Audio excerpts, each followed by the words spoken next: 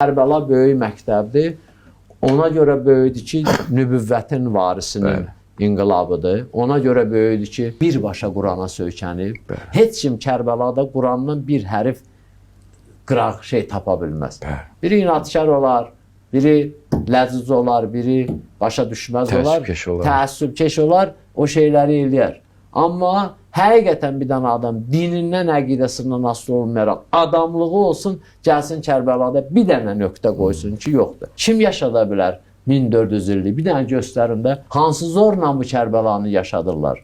Hansı güclə Kərbəlanı yaşadırlar? Hansı qorxu ilə Kərbəlanı yaşadırlar? Hansı təmənni ilə Kərbəlanı yaşadırlar? Kimə maaş verirlər ki, sən Kərbəlayı ol? İndi Məhərrəmlikdir, cəmaət ərbəyində görəcəksiniz də nə eləyəcək?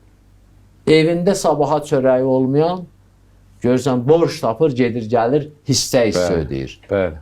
Pul almır, pul xərcləyir getməkdən ötürü. Bu, bunun haqqlı olmağına bənim dəlil deyil.